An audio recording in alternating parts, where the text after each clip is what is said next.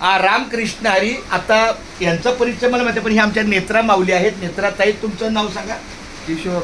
किशोर. नेत्रा किशोर हे दोघेही आहेत आपल्या वारकऱ्यांच्या सेवेला. सकाळच्या प्रहरी खोपोली निवासामध्ये आपला कमळाबेन हॉल जो आहे त्या ठिकाणी मुंबईहून पंढरपूरला जाणारी जी दिंडी आहे, ह्या दिंडीचं आपलं 48वं वर्ष आहे. पण नेमकी आमची एकच थोडी अडचण असते की खोपोलीलाच अनेक मठ आहेत, त्यामुळे काही अडचण तिथेच येते.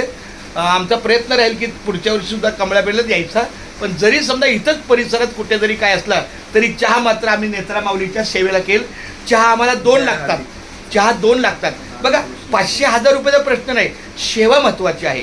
त्यांनी ठरवलं 300 रुपये, पण स्वतःहून सांगितलं माऊली 50 रुपये कमी द्या.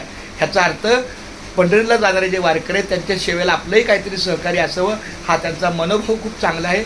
मी पांडुरंगाच्या चरणी प्रार्थना करतो आमच्या नेत्रा माऊलीला आणि किशोर माऊलीला की त्यांना त्यांच्या कौटुंबिक सुख चांगलं राहो, त्यांना उदंड आयुष्य मिळो, निरोगी आरोग्य मिळो, त्यांच्या व्यवसायात त्यांना चांगलं यश मिळो. तुका म्हणे सत्य कर्मा व्हावे सहाय्य. सत्य कर्म जिथं करत असतं तिथं भगवंताचा हात असतो. पण घातली या भय नरका झाले. जर तुम्ही भिण्याच्या प्रक्रियेमध्ये असाल तर तो मार्ग चुकीचा आहे.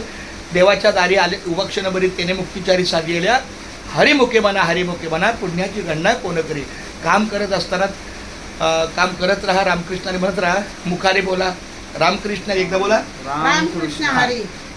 धन्यवाद माऊली. रामकृष्ण हरी. रामकृष्ण हरी. रामकृष्ण हरी.